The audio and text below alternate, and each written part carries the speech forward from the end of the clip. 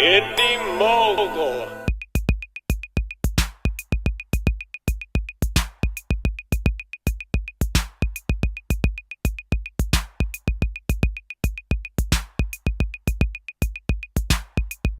All right.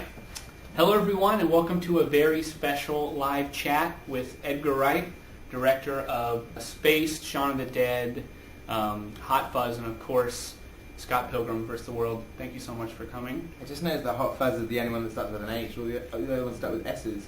That's true. I should have made Hot Fuzz start with an S. Shot Fuzz. Shot Fuzz, man. No. Well, I'm a huge personal fan, and I've seen all your stuff and love your style and everything else. I know our audience is a huge fan too. We put out a call to action last week to field questions for this chat. We're going to be taking some live chats. I know everyone's itching to get your thoughts and opinions on some stuff. So you want to jump in and answer some questions? Absolutely, let's do it. Awesome. Okay. So, our first one comes from Crazy Englishman. Yep. When did you first find out about the Scott Pilgrim novels, and who is your favorite evil ex? Well, Crazy Englishman. I first heard about the Scott Pilgrim books in 2004 when they were first published. I think in the summer of 2004 at a Shaun of the Dead screening. One of the producers, Jared Leboff, who had found the book and was in the process of buying the rights to it, came up to me at the screening and said, "You have to read this book. You know, you should make a movie of this book." And that was 6 years ago. Wow. So I think I first spoke to Brian Lee O'Malley 6 years ago, and you know, over that process in which during that time I made Hot Fuzz, and that took like 2 years to make that. So I've been involved in it for that long. And I couldn't pick a favourite evil ex because, you know, that's like having to pick one of your kids. I couldn't. They'll all hear about it. If I pick one actor over another, then they'll be after you. Yeah. Yeah, that would be bad. We have tradition in live streams here. We just throw the cards. Oh my God! You nearly killed somebody. It's the last time I'll ever throw a card. All right. Oh my God! It was nearly a nasty accident. You just missed the good stuff. Oh man. I apologize. If you guys could only see what just happened off camera, I'll tell you later. I'd sit further back. Okay. Kenza Effects asks, what was the film that inspired you most? I assume it probably means like when you were growing up, to be a director. I have a bunch. I'm inspired. You know, like I was a film fan from an early age, and you know, I'm old enough to. I saw Star Wars when I was 3. Because I was born in 1974 and I saw Star Wars in 1977. So I was fascinated with movies from a very early age. And I think about the films that but then there's a difference between being a film fan and then starting to think, oh, that's what I want to do. Exactly. And I think sort of some of those watershed films for me are probably Raiders of the Lost Ark. American Wealth in London is like a big film for me. I think American Wealth in London is one of those films that I just like blew my mind, and I just wanted to make something like that. And then like I'd already started kind of like doing stuff around. I was going to say Evil Dead 2, but actually what it was there is a documentary made by Jonathan Ross, who was a British chat show host in the late 80s. It's actually on YouTube. You can find it. He did an hour-long documentary about Sam Raimi. Whoa. That dates back to like 1988, and I think at this point I saw that documentary before I had seen either Evil Dead or Evil Dead 2. I'd heard about them, and actually Evil Dead was banned in the UK. No way. Between the years of like 83 and like 91, 92. It's a tree seed. It was, yeah. It was like so amongst others. So I saw that documentary, then I saw Evil Dead 2, and then later I saw like Evil Dead when it was re-released. So that had a big impact on me, not just because I loved the movie, but it was actually more like Sam Raimi's story. Yeah. I think for a lot of people, I think he was one of the first kind of like DIY filmmakers. I agree. That had a big impact. Because a lot of other people started with home movies. I mean, Spielberg certainly started with home movies, but I think the Sam Raimi story, because it was actually a film that was then released and made globally, like sort of that this is a film that was made by an 18-year-old. That just kind of blew my mind. And then later there are people obviously like Peter Jackson, Robert Rodriguez, Quentin Tarantino, All of those people inspired me in different ways. By this point, I was already making kind of like amateur films and, with your friends and things like yeah. that. So speaking of Robert Rodriguez and Quentin Tarantino, you made a trailer for, this is in here, but it's sort of my own personal question too, for Don't. Who asked the question? Let's see. That is in the back. This was Toasted Noir. Toasted Noir. Will Edgar be turning his fake Grindhouse trailer for Don't into a movie? If so, when? Well Toasted. I want to repeat everybody's names back to them. Well Toasted Noir. I don't think Don't will be a feature film. I know people keep asking me about it. They said they made Machete, they made Hobo with a shotgun, but I think probably the appeal of Don't is that it is plotless, and that it, like, kind of the joke with that trailer is that it's impossible to tell from the trailer what it's about, and that was kind of the whole joke, is that sometimes you see old trailers for European horror films where it's all about the marketing, it's all about the tagline, right, and there's nothing about the plot, and there's no dialogue. So to actually replicate that, as much as I'd love to do a film like that, I'm a big like Dario Argento fan, and Mario Bava, and all of those movies. Like, it would be great to make a film like that, but it would somehow, the actual idea of doing Don't as a feature, I think it would lose somewhat. I mean, it's one of my favourite things I've ever done now. I can't tell you how much fun it was to make Don't. Okay, the Skittle, I'm going to say Mages? The Skittle Mages, yeah, the Skittle Mages. Were there any hidden video game influences, I'm going to guess probably maybe Easter eggs, in Scott Pilgrim vs. the World that may not be well known? It's got a text. I was worried it was me. I know for hidden ones, I don't know. I mean, if you're a video game kind of like nerd, you've probably seen them already. Yeah. There's a lot of sound effects in there. There's a lot of kind of pieces of music and that we used. I mean, we used a lot of Nintendo music. I guess one of the ones that's like, and probably if you're asking this question, you probably already spotted this one. But at one point in the movie, young Neil is playing the Nintendo DS, and he's playing Zelda: A Link to the Past, and you hear the music on his Nintendo DS, and then as Scott Pilgrim walks into the bathroom and then out into the school corridor, it turns into this lush orchestral version. Yeah. Which Nigel Godrich did. So Nigel Godrich, with an orchestra, did a version of the Zelda music, which is hilarious in itself. And if any people out there happen to be fans of the now defunct British band Supergrass, they actually did the vocals on that track. So there's this kind of little, you hear what sounds like little children singing la la la la, and that's actually two of the members of Supergrass, Gaz Coombs and Danny Goffey. So that's probably the geekiest thing, is like doing like a full orchestral version of a piece of Zelda music. I like to imagine them like scoring it with like just some guy playing Zelda on the big screen, when they play the film, right, and you score it. Okay, so this one is Swisher321. How did you get the opportunity to direct your first big film? That's a big question. It's also a tricky question, because it depends what you mean by big film. Like, sort of, I mean, what would you classify? Would you say Scott Pilgrim was the first big film? Would you say Shaun of the Dead was the first? Shaun of the Dead is not my first film. Oh yeah. What's your first film? Well, I made a film when I was 20 called A Fistful of Fingers, which was released in, I won't say it was released in theatres, because it was released in a theatre, just in one screen in London.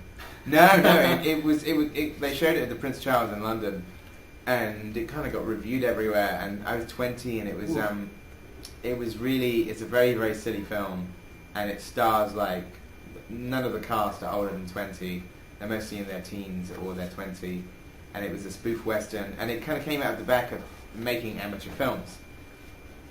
I'm kind of inspired by The Evil Dead and Bad Taste and things like that. I was thinking, I want to make something like that, and the summer after I left, I went to art college for 2 years, and I left and made this film in the summer with like no money at all, and all of the actors in it were school friends. And it pretty much looks exactly what you would expect it to look like. But that said, I'm not particularly happy with it, but some people really like it, and I got an agent out of it, and I moved to London, and I got my first TV gig out of it. Asylum? No, before that, the guys, the Little Britain guys. Do you know Little Britain? The show? Yeah. Matt Lucas and David Walliams, who at the time were like 21 and 23, saw Fistful of Fingers, and they were doing their first kind of sketch show, and they asked me to direct it on the basis of Fistful of Fingers. Nice. So I've known those guys for years and years before they were big, Wow. Yeah. So this isn't really a question, but it was so funny I had to put it in here. Idiot Perspective said, Ed, okay, apparently you guys are close. I'm so lesbians with you right now. Will you make out with me? What they've written is, I'm so lesbians right now. I think that was actually, I read the original. I think it was with you. I'm so in lesbians with you right now. I prefer it, Idiot Perspective, Ed, exclamation mark, I'm so lesbians right now. Make out with me. You don't have to answer that. But it's not entirely clear what sex you are, Idiot Perspective. It's true. But I will make out with you. Whichever it is, I don't mind. I'm not fussy. So Drea589 says, when is Scott Pilgrim vs. the World coming out on DVD? It's funny you should ask that. Interesting. Scott Pilgrim comes out on DVD. Real question. What was it? Drea589. Scott Pilgrim comes out on DVD tomorrow. Bam! Oh, that was awful. Right. I was trying to get right in the lens. Okay, step away. No. At least you didn't take out an eye like I did. Okay. The Luke Moon. How is it working with Brian Lee O'Malley on Scott Pilgrim vs. the World, and how did he take the changes to the story? He was Brian Lee O'Malley, who wrote Scott Pilgrim, was, we worked on it. I think I first spoke to him. We worked this out the other day. I just saw him in Toronto. 6 years ago to this very day. Probably the first time I actually spoke to him on the phone. And in that process, we, myself and Michael Bacall, who I wrote the screenplay with, we went to Toronto a whole bunch of times to talk about the adaptation. And Brian actually was a brilliant collaborator because he fully understood that changes had to be made to make it into. There are some things that we had to condense the timeline of the film. Of course. There are some things that just work better on the page. Mm-hmm. People always ask us about the Honest Ed sequence, and my answer is always I think that looks cooler drawn than it would do in live action. Definitely. But Brian was a great collaborator, and what kind of was weird is that we did a script, we did a draft of the script in 2006. There was kind of just like a placeholder before I went off to do Hot Fuzz. It was literally a way of telling Universal, oh, we still want to make this, we haven't forgotten about it. Yeah. And please pay us the money that we're starving. But what happened is that he was still writing. We wrote a draft when he had only written the first 3 books, and he had written 3 outlines for the next 3, and we wrote a draft based on that. Oh wow! Then he changed things, but also in a couple of places he took some things from our draft and put in the books. Wow! So there's a couple of bits in 4, 5, and 6. Not much, but a couple of lines, like the line "You had a sexy phase." Roxy's line is from our screenplay. Wow, that's awesome. And 1 or 2 Gideon lines, and 1 or 2 fight moves and images in the last book, like the thing of Scott Pilgrim having dead and an arrow, comes from our storyboards. Wow. But so in that sense, it was a really nice kind of organic process. Yeah, that kind of came and together. Then also, as it turns out, which you'll see on the DVD and the Blu-ray, we had a different ending originally. And we changed it because Brian changed his ending. Mm-hmm. And then once Brian had changed his ending in the books, we kind of, we had an ending that was, that I quite liked, but it wasn't quite working in the way that we hoped. I actually saw it. Yeah, and you saw a test screening? I saw a test screening. In New Jersey? No, it was in Manhattan. Oh, really? And it was like I think it was one of the first ones, and it had not all the effects were done, and it had that different ending. Yeah. Well, what happened is that we the 3 of us wrote a new ending together, Brian too. And so what's even weirder is that there are a couple of lines in the final scene which are Brian's lines that he came up with. One of my favourite line in the last scene is Brian's, is Knives saying, actually I don't want to spoil it for people then. Anyway, so what's kind of cool is that even right to the very end, there was this kind of like a proper collaboration, is that he wrote lines in the film that are not in the books. There are things that are in the film that relate back to really early drafts. Like, for instance, the twins as electro artists is not in the books, right? But it was the original idea it was what he was originally going to write. And he told me the other day that he was going to draw like the Battle of the Bands thing with the twins, and he thought it would be too complicated, so he didn't bother drawing it. So he kind of gave up on drawing that and did something a bit simpler. And you had to film it. Well, it's, weirdly, in some respects, it's kind of, some things are like, I can imagine drawing amplifiers like sort of over like 10 pages can become really tiresome. That's amazing. That's cool. I didn't realize there was such like an organic. They kind of grew together. Yeah, it was really interesting. That's awesome. Okay, so this is actually friends of our show, West Havenbrook Productions. What are your thoughts on new media creators like Indy Mogulers, like our audience, being discovered and making the leap to feature films from sort of their internet stuff? Is it possible? I'm sure. I mean, I started making amateur films when I was 15, and I made them like between 15 and 20. This was when I made that feature film, and then I started getting proper gigs.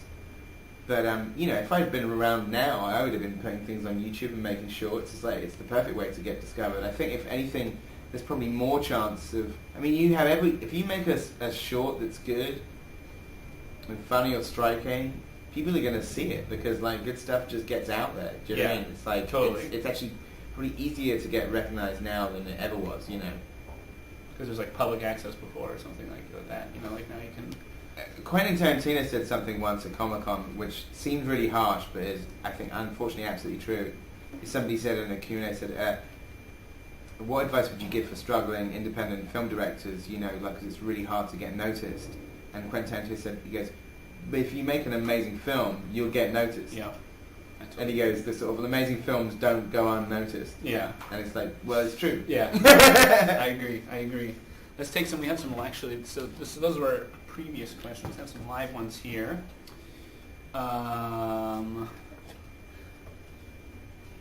Okay, so Ben of the Dead? Ben of the Dead, or Bon of the Dead, said, did you make a cameo in Scott Pilgrim like you did in Shaun of the Dead? I didn't, no. Ooh. I must make some kind of vocal cameo in it. I don't think... Were you like someone on the other end of a phone or something? No, I don't think I made any cameo in Scott Pilgrim. Weirdly though, I do in the game.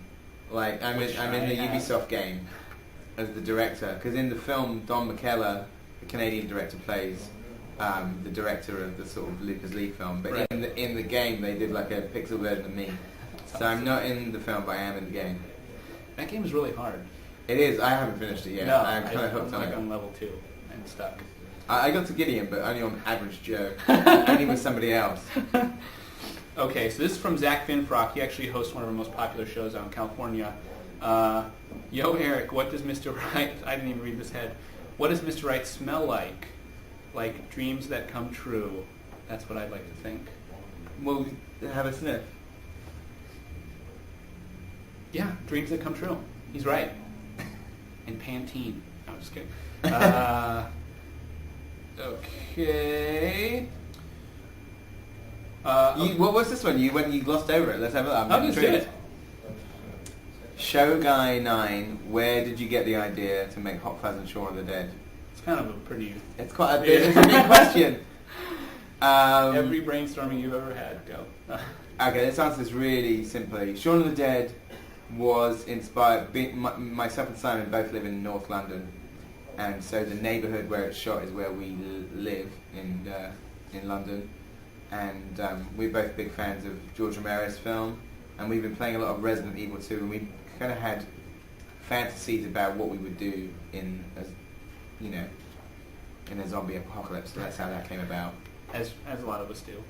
And Hot Fuzz is set in my hometown. It was shot in my hometown. Really? And that's where I grew up, and so. When I was a kid, my hometown is very beautiful and serene, but kind of boring. So as a teenager, I found it kind of a bit too quiet. And I would watch films like Dirty Harry, and I would, watching something like Dirty Harry would be like watching science fiction to me. It seems so kind of removed from my existence. So I just like the idea of making a big Jerry Bruckheimer, Joel Silver style cop film in my hometown. That was what Hot Fuzz was about. Okay, Natalie Fernandez. Oh, this is a previous intern of ours, actually. Okay. We were tight family. How do you feel when other people reference your films, for example, in Dead Snow? I guess it's... well, I think you can only be flattered. Yeah. I have to admit I have not seen Dead Snow. Actually, there's a couple of things that I... Like, weirdly, there's a lot of zombie things that I haven't seen. Like, because, like, when you make something in that genre, the only downside to it, say you're a zombie fan, but having made a zombie film, it kind of killed my appetite for all things zombie. Yeah. So a lot of people kind of say to me, saying, "Oh, what did you think of World War Z?" or "What do you think of Left 4 Dead?" or "What do you think of Dead Rising?" or Zombieland or Dead Snow? And I was thinking, I haven't seen or played any of them because I would equate making Shaun of the Dead as like being a fan of chocolate cake and then eating a big chocolate cake and then never wanting chocolate cake again. That said, the first, apart from George Romero, the things I go past, I watched George Romero's new films, and I saw Wreck, which I really enjoyed. But then the other day I watched the first episode of Walking Dead. Yep. And I thought it was amazing. Awesome. Did you read the comics? I haven't read the comics. I'll end And I've met Robert Kirkman as well, and he knows that I haven't read them. Ooh. And I said, no, it's it's just that thing where it's just like it's weird. It's kind of it's not like the first thing that leaps out to me. I kind of want to watch, kind of like sort of move on and watch different stuff. It's a commitment for sure. I just got the omnibus and it's like 30 pounds that I have to lug around, and I'll lend it to you. Look at that, I'm enjoying the show. The Cast Turbo. The Cast Turbo. Yeah, of course. What was the hardest scene to film on Scott Pilgrim? Also, I say hi. Hi, Cast Turbo. The hardest scene to film, all of the fight scenes were very intensive and meticulous and painstaking, but the hardest one was the final fight because it was set on this Mayan pyramid inside a nightclub, and just the fact that it was on lots of different levels. I like to shoot very fast, and just on a practical level, it almost defeated us that last fight because it might not seem like harder than the other fights, but just the thing of being up off the ground, getting up to kind of like 3 people fighting on top of a pyramid at like 60 feet started to become really tricky. And so that scene, we went over schedule on it because it was just, I think the most shots I did in one day. One day we shot 60 shots in one day, which is ridiculous, especially on 35mm. And then like when we started shooting the pyramid scene, it was down to less than 10 shots a day, which was I wasn't very happy about. But I'm very proud of the finished scene. But that was easily the hardest scene to shoot. Let's get some more live ones. I can answer that. That's Okay. Zach Finfrock again. Yeah, this guy. Was it fun being a zombie in Land of the Dead? Absolutely. If you've got the Land of the Dead DVD, there's a featurette on there with me and Simon in Toronto, and that was amazing. Like being in that makeup. I had my head cast in K&B effects, and I've still got my zombie teeth. I lost my zombie contact lenses, which is a shame, but the makeup looks amazing. And George is such a nice guy. George Romero is amazing. And the funniest thing is that George Romero on set, after Shaun of the Dead, like everybody who gave us press quotes for the American run, we made them 4E electric badges. Nice. And there's only a few made, like sort of. So we Shaun's badge, like in Shaun of the Dead. So there was like 4E electric George, like Nice. assistant manager, and we made one for George Romero, one for Stephen King. One for Peter Jackson, one for Sam Raimi, one for Guillermo del Toro, one for Quentin Tarantino, and one for Ken Foree. And so they all have badges. And George like wore his badge every day on set on Land of the Dead. So when I met him for the first time, I met him on set. I spoke to him on the phone once, but I met him on set the first time on Land of the Dead, and he was wearing his Shaun of the Dead pin and like his kind of name badge as well. Wow. It's hilarious. That was amazing. I mean, in terms of actual shooting, we were there for a week. You know, the makeup and the costume and stuff like took a couple of days to get right, and then actually shooting the scene was as long as it is on screen. I think we did like 3 takes. Wow. So I think we actually only shot for about like 20 minutes max. Okay. Jeppe? Jep? What camera did you use for Hot Fuzz? The cinematography is excellent. Hot Fuzz was all shot on 35mm. Yeah. Anamorphic. Maybe, no, it wasn't anamorphic, no, but it was shot in 235. And, it was shot on 35mm. Occasionally using hand crank cameras, which was cool. Really? Yeah. Just get the slow motion stuff? Or Well, you go slow to fast, and that's right. it's kind of completely random. Like, it's not slow, so you actually, to make it go slow, you have to Really do fast. it really fast. And it's really cool, because you can make something be fast, slow down, and speed up. So you're doing your Zack Snyder speed ramps in camera, but basically you have to stand there going. It's like an old, like what, they would have used with the Charlie Chaplin films, but you have to go to crank it really fast. It looks crazy. Is there any behind-the-scenes footage of that? I think so. You can see it in the movie. You can definitely see the hand cranking in the movie. Hiya, as I just finished a feature. Besides festivals, what would you recommend being the next step? It's a tough one. Hiya. I don't know. I guess the festival is probably your best bet in terms of if it's an independent feature. I mean, if it's a feature, it's kind of maybe more difficult to upload onto the internet. But I don't know. If you're getting accepted into festivals, that's a great start, and you should absolutely just travel the world with it. And I think that should, open doors and hopefully get you distribution, I guess. And this one is from Crazy Josh. How did you create some of the special effects for Scott Pilgrim, especially the coin death effect? I was curious about that too, because I love that. On the Blu-ray, there's a lot of like VFX breakdown stuff. Double Negative did the bulk of the work, and they're a London-based company that I work with on Shaun of the Dead and Hot Fuzz. And my brother worked on it as well. Actually, he was kind of like sort of did a lot of the conceptual graphics work. So it was a kind of a collaborative effort. And and we shot a test. That was something that we did. We shot a test in July 2008, which again is on the Blu-ray with like a test of like the Scott Pilgrim Matthew Patel fight. The coin death was it's partly kind of graphics. It's partly like lighting and air, and then literally in a lot of cases that once you've kind of shot your plate of the action. Most of the coins are CG, but sometimes, and you see this on the Blu-ray, we would have an air blaster which would kind of like throw coins into the air, so it would literally be that. But then some things are completely, when Patel first exposed into coins, the first part of it is an effect, but then it turns into a shot where the camera sits down and we just drop coins in front of the camera. It was just like a bucket of coins. It was just a handful of coins, Yeah. So my question is, what kind of coins were they? They were like Canadian currency, loonies and toonies. All right, so I think we're about running out of time, so I saved this last question for last. This was a real question. It's from Band Nana, and they asked, can me and you have a beard off? What does that involve, a beard off? I'm not sure. I interpret it as that we just we stand still and we kind of put our beards close to each other and we just feel if one kind of makes an aggressive move towards the other. Just kind of, see what happens. Are you down to have a beard off? I don't know how. I know who's going to judge it. Who's going to judge who the winner is? Let's do the live chat, guys. We'll give 10 seconds of beard off. We'll just kind of give our best, I guess, exude our beard as best we can non-verbally. Well, I got an idea. What we could do is we could go we could take that to give the camera a macro close-up of our beard. I like that. Then they can vote on. So I'm gonna. This is me. And this is my beard. Which lens? This is live stream. I'd probably go maybe here. So we can okay, ready? Both. This is my beard. That's good. Beard number 1. This is beard number 1. Okay. So that's beard number 1, everyone. Beard number 2. Okay, oh my god, wait, sorry. Okay, come on, do your stuff. Yeah, it's pretty good, right? Yeah. Okay.